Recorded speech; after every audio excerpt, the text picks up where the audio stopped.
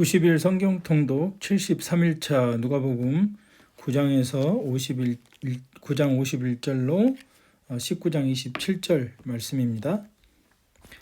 누가복음 9장 51절, 19장 27절 해설입니다. 이제 갈릴리에서 예루살렘으로 가기까지의 과정 속에 기록들입니다. 누가복음 9장 51절로 62절 해설입니다. 누가는 예수님이 예루살렘을 향하여 십자가를 지시기 위해 가시는 길을 성천하실 기약이 차가매라고 기록하고 있습니다. 예수님에 대한 기록은 탄생에서 승천까지를 기록하고 있고요.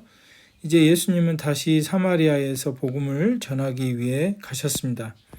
그러나 그들이 받아들이지 아니합니다. 그리고 예수님과 제자들은 또 다른 마을로 이동합니다. 누가는 복음 전파의 방법과 또 여정에 대해서 어느 복음서보다 더 자세히 기록하고 있는 모습을 볼 수 있습니다. 그러니까 예수님이 사마리아도 가서 복음을 전하셨고, 그리고 마을에서 마을로 이동하는 그런 복음 전파의 방법과 여정을 다른 복음서보다는 더 자세히 기록하고 있는 것이죠. 어떤 사람들이 나타나 예수를 따르려고 할 때 예수님은 그에게 손에 쟁기를 잡고 뒤를 돌아보는 자마다 하나님 나라에 합당하지 아니하니라 라고 말씀하시면서 복음 전하는 자들은 뒤를 돌아보지 말라라고 강조하고 계시는 것을 볼 수 있습니다. 왜 그러냐면 그만큼 예수님은 복음 전도의 시급성 그리고 중요성을 염두에 두고 제자들에게 가르치신 것입니다. 누가복음 10장 해설입니다. 복음 전파를 위해 70인을 세우셨습니다. 그래서 둘씩 짝을 지어서 파송하십니다. 이 70인 선포는 누가복음에만 기록되어 있죠. 누가복음 70인의 제자들 전도자는 누가복음에만 기록되어 있습니다. 하나님의 복음을 전하는 그들은 만나는 사람들이 지원을 받을 자격이 있습니다. 만나는 사람들에게서. 그러나 물질을 바라고 옮겨서는 안 됩니다. 70인은 복음을 전하고 돌아와서 기뻐하며 예수님께 보고합니다. 주여, 주의 이름이면 귀신들도 우리에게 항복하더이다 라고 이렇게 말씀합니다. 예수님은 제자들에게 귀신이 항복하는 것으로 기뻐하지 말고 너희 이름이 하늘에 기록된 것으로 기뻐하라고 하시면서 영생 얻음에 대한 확신을 심어주시고 있습니다. 어떤 우리가 복음을 전하다 보면 어떤 현상에만 집중하는 경향이 있는데 그 현상에 집중하기보다 그 본질적인 것에 더 집중해야 될 것을 가르쳐주고 있는 것입니다. 어떤 율법 교사가 예수님께 찾아와서 무엇을 하여야 영생을 얻으리까? 라고 질문을 합니다.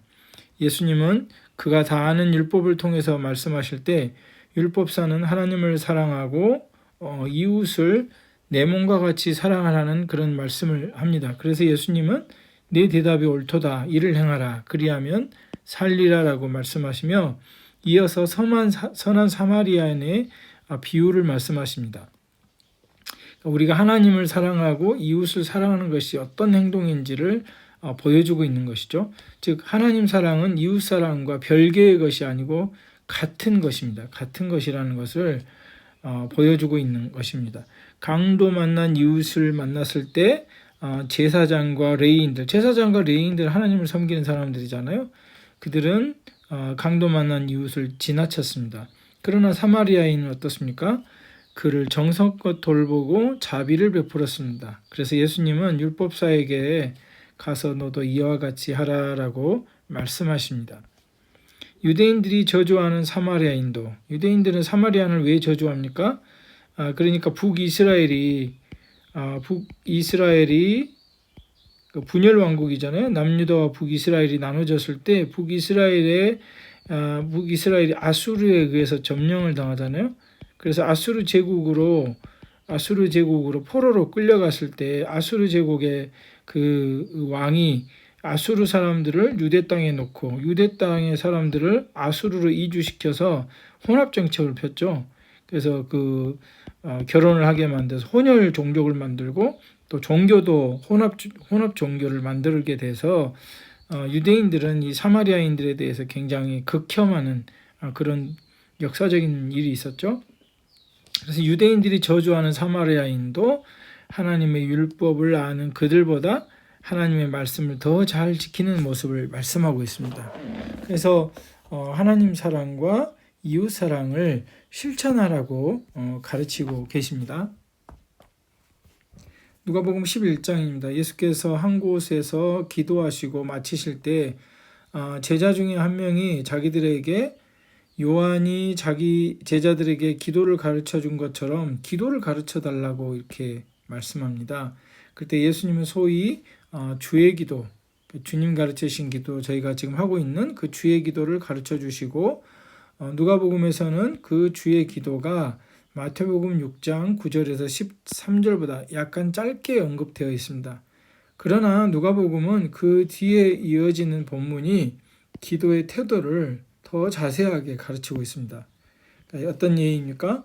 한밤중에 친구에게 찾아온 한 사람의 간청하는 기도를 통해서 기도란 응답받지 못한다고 해서 낙심하면 안 된다는 것을 가르쳐주고 있습니다. 응답받지 못한다 할지라도 계속해서 응답이 될 때까지 낙심하지 말고 끈질기게, 귀찮아하는 벗도 끈질긴 인내심 앞에 손을 들고 마는데 하물며 하나님은 우리 아버지 되시는데 들어주시지 않겠느냐 하는 그런 가르침을 주고 있습니다. 예수께서 한 말 못하게 하는 귀신을 내어 쫓으실 때 예수가 귀신의 왕 바알세불을 힘입어 쫓아냈다고 하는 무리들과 논쟁하십니다. 그리고 내가 하나님의 손을 입어 귀신을 쫓아낸다면 하나님의 나라가 이미 너희에게 임하였느니라 라고 말씀하십니다. 예수님이 이 세상에 오심으로 하나님 나라의, 즉 하나님 나라의 통치가 시작이 된 거죠. 예수님이 병자를 고치시고 귀신을 내어 쫓으시고 무리를 걸으시고 바람과 바다를 순종케 하시고 죽은 자를 살리시는 이 모든 것들이 하나님 나라의 통치를 말씀하고 있습니다. 그래서 예수님이 오심을 하면 이미 하나님 나라가 왔다. 그러나 궁극적인 하나님의 나라는 아직 오지 않았죠. 하나님의 나라. 그러니까 어떤 걸 말합니까? 새 하늘과 새 땅의 나라. 새 땅. 그 다음에 최후 심판 후의 나라. 후에 하나님의 나라, 새하늘과 새 땅의 역사가 아직은 이루어지지 않았죠. 그래서 아직. 근데 우리는 어느 사이에 삽니까? 이 이미와 아직의 사이에서 지금 저희는 살고 있는 것이죠. 예수님의 오심으로 하나님의 나라는 이미 이 세상 가운데 임했습니다. 그러나 최종적 종말의 하나님 나라는 아직 오지 않았다. 따라서 우리는 하나님 나라의 이미와 아직의 긴장 속에 살고 있는 것입니다. 한 여인이 예수님께서 당신을 뵌 태와 당신을 먹인 젖이 복이 있나이다 라고 예수님께 말할 때 예수님 오히려 하나님의 말씀을 듣고 지키는 자가 복이 있다는 말씀을 하십니다. 즉 하나님 나라의 백성들은 이 땅에 살면서도 이 땅에서 하나님의 말씀은 지키는 자들이어야 합니다. 그러니까 우리가 죽어서 천국 가는 식으로만 하나님 나라를 이해해서는 안 됩니다. 우리는 이미 예수 그리스도를 믿고 이미 하나님 나라의 백성된 자들이에요. 그래서 하나님의 말씀을 지키는 자들이었잖아요. 우리가 구약 성경에 보면 어떻습니까? 이스라엘 백성들은 이미 하나님 나라의 백성들이 되었지만 그들이 가나안 땅에 들어가기 전, 약속의 땅에 들어가기 전까지는 광야에서도 역시 하나님의 말씀을 지키는 자들, 순종하는 자들이어야 했던 것과 동일한 맥락입니다. 예수님은 바리새인들과 율법 교사를 책망하십니다. 예수님은 그들을 책망하시며 실천적인 삶과 다른 사람에게 보이기 위한 것이 아니라 내면에서의 진정성을 강조하십니다. 누가복음 12장입니다. 예수를 따르는 무리 수만 명이 모여서 서로 밟힐 만큼 되었다고 합니다. 수만 명. 예수님은 먼저 제자들에게 바리새인들의 누룩곧 외식을 주의하라 가르치십니다. 이는 말과 행동이 일치하지 않는 외식의 위험성을 경고하시는 것입니다. 우리도 예수님을 믿으면서 많은 말씀을 알고 있지만 또 우리가 많은 말로 가르치지만 우리의 삶으로 행동이 일치가 되지 않으면 그것이 바로 외식하는 것입니다. 그래서 우리가 굉장히 조심해야 될 부분이죠. 예수님은 하나님을 두려워하라고 말씀하십니다. 하나님을 두려워하면 다른 두려움에서 노임받는다. 또한 사람들 앞에서 하나님을 인정하는 참된 신앙 고백을 한다. 누가는 이때 예수님을 거역하는 것은 성령을 모독하는 것이라고 강조합니다. 그러니까 믿지 않는 것이 사실은 성령을 모독하는 것과 같은 내용의 죄에 속하는 거죠. 또 우리의 신앙 고백 때문에 위정자나 권세자들에게 끌려가도 성령께서 우리가 마땅히 할 말을 주신다고 강조합니다. 그래서 누가는 계속해서 성령의 사역을 강조합니다. 그러니까 하나님의 나라의 복음 사역은 또 신자들이 이 세상에 살아갈 때 이 성령의 사역에 대해서 굉장히 무시하면 안 되는 거죠. 우리가 보통 은사주의자들 때문에 성령 사역에 대해서 좀 약간 별로 좋지 않게 생각하는 사람들이 있다고 하지만, 그러나 성경은 계속해서 성령의 사역을 강조하고 있습니다. 그러니까 성령의 사역을 어떻게 이해하느냐가 중요한 부분이지만 성령의 사역을 너무 무시하는 것은 성경적이지 않다라는 것 또한 우리가 기억해야 할 것입니다. 무리 중에 한 사람이 예수께 나와서 내 형을 명하여 유산을 나와 나누게 하소서라고 도움을 요청합니다. 예수님은 그에게 뭐라고 말씀하십니까? 삼가 모든 탐심을 물리치라라고 말씀하십니다. 이 탐심인 우상숭배라고까지 말씀하죠. 탐심 우상숭배라고 골로새서 3장 5절에 말씀하고 있죠. 이어서 사람이 아무리 많은 부를 쌓았다고 하더라도 오늘 밤 주님께서 그 영혼을 거두어 가시면 그 재물이 무슨 의미가 있냐고 말씀합니다. 그래서 자기를 위하여 재물을 쌓지 말고 하나님께 대하여 부요한 자가 되라고 말씀해요. 정말 중요한 말씀입니다. 보통 그 하나님을 사랑하고 그 하나님 중심적인 삶을 살지 않는 사람들이 재물에 포커스를 두거든요. 이 세상에서 자자손손 잘 먹고 잘 사는 재물에 포커스를 두는데, 천국의 소망을 두고 하나님께 대해서 부요한 자들은 이 재물에 그렇게 포커스를 두는 인생이 아닙니다. 우리가 반드시 이 영적인 부분에 있어서 하나님께 대해서 더 부요한 자가 돼야 된다라는 말씀을 또한 우리 예수님을 통해서 듣습니다. 이의 이야기는 누가복음에만 언급되어 있습니다. 예수님은 이어서 하나님의 나라와 그의 의를 구하라. 마태복음 6장 33절에도 그 기록되어 있죠. 또한 너희의 소유를 팔아 구제하라라고. 그러니까 누가복음에는 특별히 소외된 자들, 가난한 자들에 대한 복음의 메시지가 많이 기록되어 있습니다.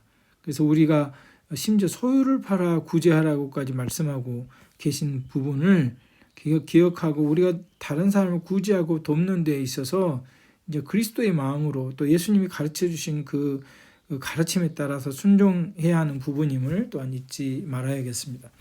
그리고 주님의 오심을 늘 깨어 준비하라고 말씀하십니다. 생각지 않은 때에 인자가 오기 때문입니다.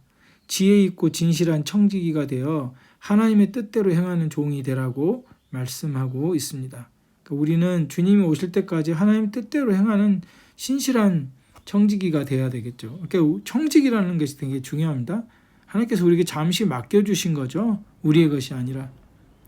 누가복음 13장 해설입니다. 로마 군인들이 6월절에 성전에서 갈릴리에서 온 순례자들을 살해했었습니다.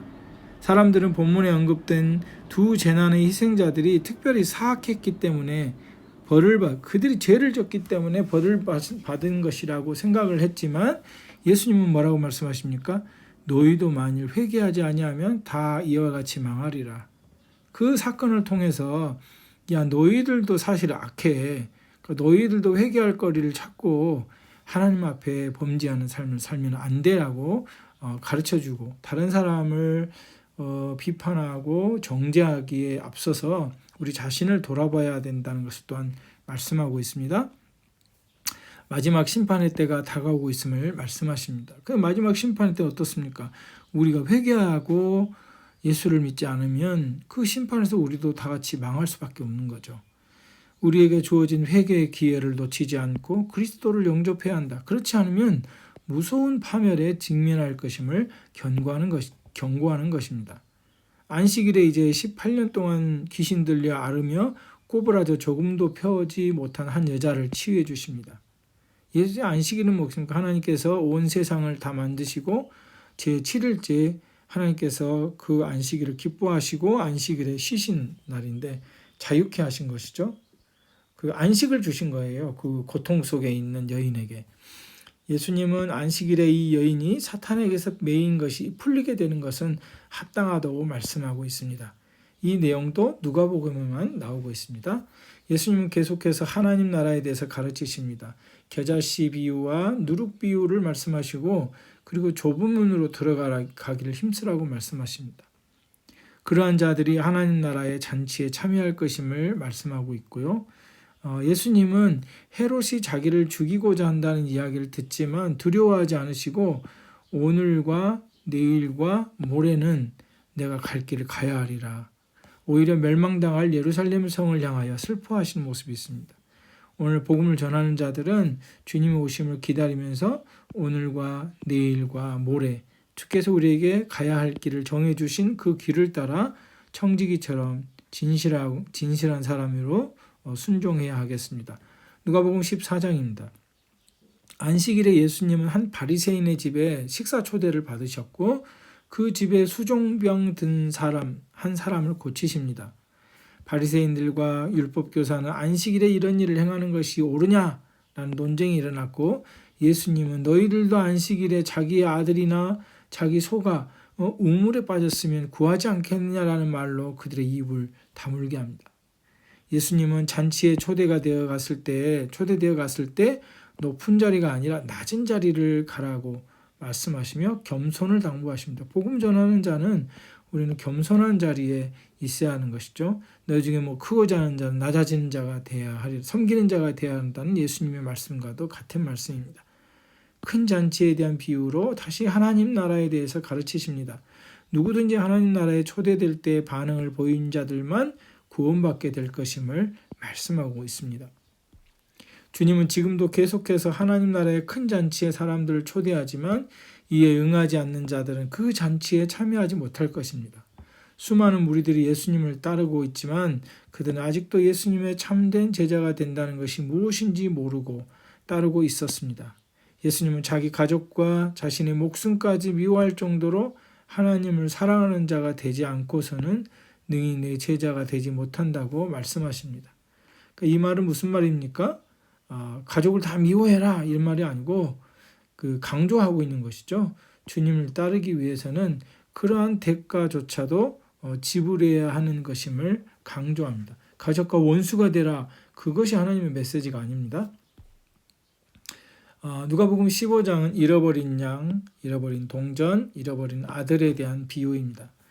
잃어버린 양을 찾으시고 잃어버린 동전을 찾으시고 잃어버린 아들을 다시 찾는 세 가지 이야기를 통해서 잃어버린 자를 찾으신 하나님의 기쁨을 전하고 있습니다. 하나님은 그 창세기부터 우리가 보면 하나님께서 인간을 만드시고 제6일째 인간을 만드시고 심히 좋았더라 그렇게 말씀하셨잖아요. 근데 아담과 하와가 하나님께 반역하고 범죄하면서 잃어버린 아들 같은 자들이 된 거죠. 그러나 이제 예수 그리스도를 통해서 잃어버린 자를 찾기 위한 하나님의 기쁨을 전하고 있습니다.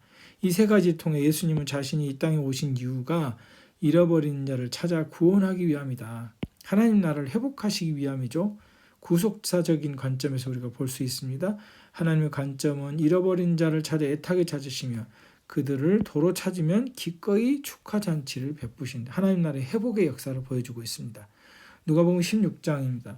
예수님은 주인의 소유를 낭비하는 옳지 않는 청지기의 비유, 그 비유를 통해서 그가 비록 옳지 않은 청지기일지라도 지혜롭게 행함을 통해 하나님과 재물에 대해 어떻게 섬기는 것이 지혜로운지를 가르쳐주고 있습니다. 주인은 소유를 낭비한 옳지 않는 청지기는 채무자들의 빚을 탕감해 주므로 자기 자신에게 신세진 것을 나중에 갚게 합니다. 그러니까 이제 옳지 않는 청지기는 사실 옳지 않은 청지기를 칭찬하는 게 아니라 그가 하는 어떤 지혜로운 행동을 비유로 들으면서 이제 가르치는 거죠. 그 옳지 않는 청지기는 자기에게 빚을 준 사람들을 탕감해 줘서 자기가 이제 나중에 이제 주인에게 내팽개쳐질 때 자기의 장래의 생활을 보장받는 행동을 합니다. 그래서 주인이 자기를 쫓아내면 자기가 빚을 탕감해 준 사람들, 은혜를 입은 사람들이 자기에게 신세를 갚게 할 것이다. 그런 모습을 통해서 지혜로운 모습을 보여주고 있죠. 하물며 하나님을 올바로 섬기는 청지기는 어떠하겠느냐. 하나님을 올바로 섬기게 되면 이 옳지 않는 청지기보다 더 장래의 생활을 보장받을 것이 아니냐. 그러니까 하나님을 실제로 맞는 말이죠. 옳지 않는 청지기도 이렇게 자기의 미래를 이런 식으로 준비하는데 우리를 하나님을 제대로 섬기는 청지기는 우리의 장래 생활을 더 보장받을 것인데 왜 세상의 물질에 집착해서 아무것도 얻지 못하는 어리석은 자가 되려고 하느냐. 그렇게 돌려가면서 이렇게 예수님께서 가르쳐주고 있습니다.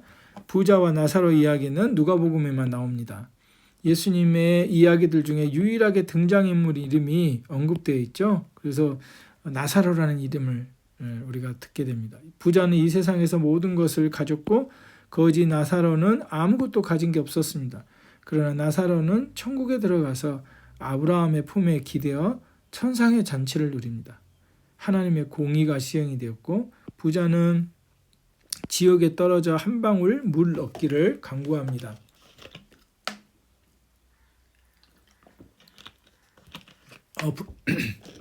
부자의 자기 가족 구원에 대한 호소에서 예수님은 성경의 말씀을 듣고서 회개하지 않는다면 죽었다가 살아난 사람의 말을 들어도 회개하지 않을 것이라고 말씀합니다. 실제로 오늘날 우리가 복음을 전하지만 그 많은 사람, 어떤 사람은 그 복음을 듣고 회개하고 예수를 믿는 사람도 있고 또 어떤 사람은 믿지 않는 사람이 있어요. 그 믿지 않는다는 사람은 사실 죽었다가 살아난 사람의 말이어도 회개하지 않을 것이라 그렇게 얘기하고 있습니다.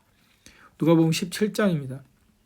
다른 사람을 실족해 하는 것에 대한 경고를 하시고 계시는데요. 구원의 문으로 들어오지 못하도록 다른 사람을 실족해 하는 신앙의 모습을 경계하십니다. 오늘날 이단들이죠. 교회 안에서 죄를 철저히 배격해야 하지만 죄를 짓는 것을 묵인하면 안 됩니다. 그런 걸 배격해야 하지만 그러나 회개하는 자는 기꺼이 계속적으로 용서를 해야 한다는 걸 보여주고 있습니다.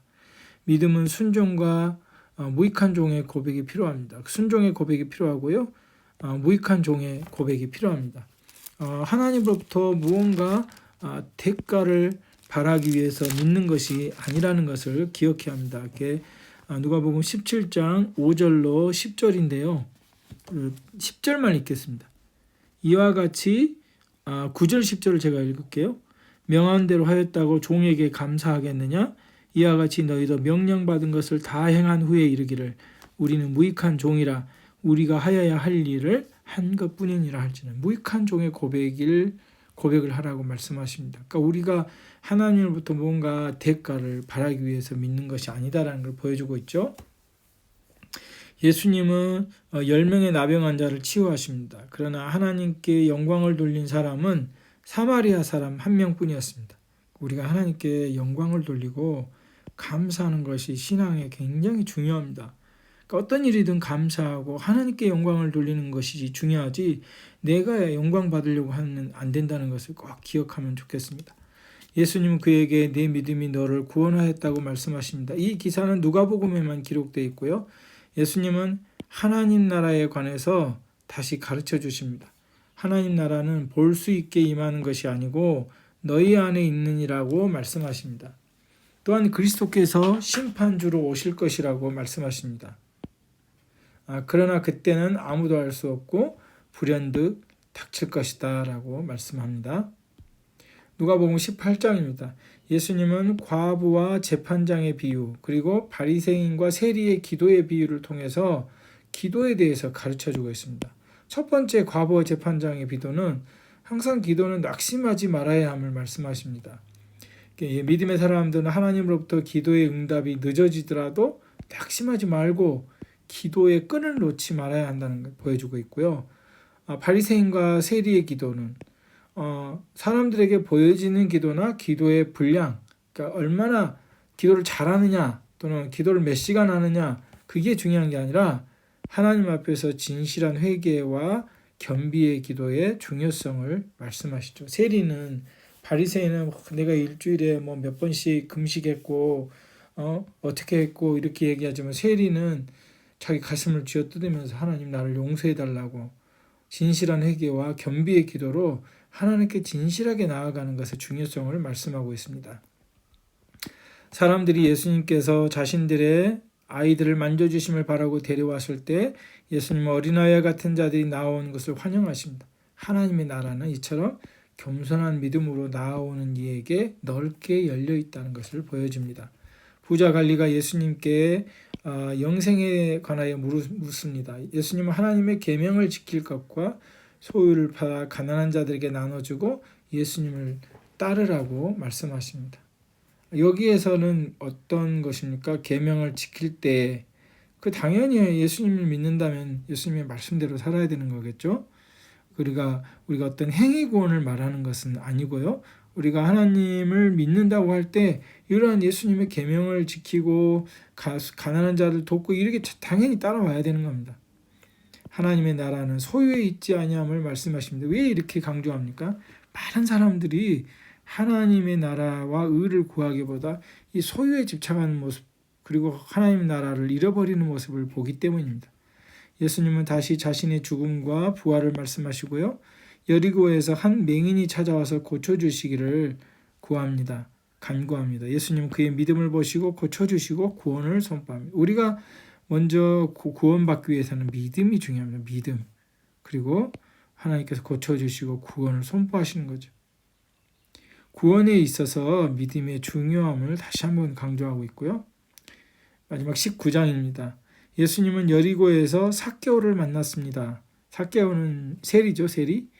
예수님을 만나기를 간절히 사모했던 삭개오를 직접 부르시고 그의 집에 가겠다고 말씀하십니다. 그러니까 삭개오가 우리가 보통 뽕나무라고 하잖아요. 그 뽕나무에서 예수님을 바라보고 있으니까 예수님이 먼저 삭개오를 아시고 삭개오야 내려와라. 내가 오늘 너희 집에 유하여 하겠다고 먼저 그 삭개오의 요청보다도 먼저 오신 걸 볼 수 있죠. 하나님은 언제나 먼저 하나님 편에서 우리에게 찾아오십니다. 요한일서에 보면 너희가 하나님을 사랑한 것이 아니요 하나님이 너희를 먼저 사랑했다라는 기록이 있잖아요. 세리 삭개오는 유대 사회에서 경멸을 당하였습니다. 당시 세리들은 로마 당국에 내는 세금에 수수료를 더 붙여서 착복했고 부를 축적했습니다. 개인적 이득을 위해 동족을 착취한 것입니다. 삭개오는 예수님을 만나고 변화됩니다. 자신의 잘못을 회개하며 착취한 것들에 네 갑절이나 갚겠습니다라고 고백합니다. 삭개오와의 만남에서 예수님은 자신이 이 세상에 오신 목적을 분명하게 말씀합니다. 예수님 오신 목적이 무엇입니까? 인자가 온 것은 잃어버린 자를 찾아 구원하려 함이니. 그러니까 사실은 우리가 예수님은 마가복음에 내가 의인을 부르러 온 것이 아니라 죄인을 부르러 왔다고 하잖아요. 예수님은 죄인된 인간을 구원하게 오신 겁니다. 우리 자신이 의롭다고 하면서 너무 이렇게 하나님께서 우리도 잃어버린 자였다. 우리도 잃어버린 자였지만 하나님께서 나 같은 죄인도 사랑하셔서 구원하러 오셨듯이 삭개오와 같은 그 당시에는 매국노 같은 사람이죠. 그리고 도저히 공동체에서 용서받을 수 없는 그런 사람 또한 하나님께서 구원하시고 오셨다는 것을 기억해야 합니다. 열무나 비유는 누가복음에만 나옵니다. 그러나 마태복음에 나오는 달란트 비유와 유사합니다. 다만 여기는 각각의 종들에게 동일한 액수가 맡겨집니다. 마태복음에 나오는 달란트는 뭡니까? 한 달란트, 2달란트, 5달란트 남긴을 차별을 두죠. 그런데 여기 열무나는 이제 종들에게 동일한 액수가 맡겨지고요. 우리는 주인 되신 주님께서 우리에게 맡겨주신 것을 충성된 종이 되어 일해야 된다. 주님이 돌아오실 때 우리에게 반드시 계산하실 것이기 때문입니다. 누가복음 19장까지 해설을 마칩니다.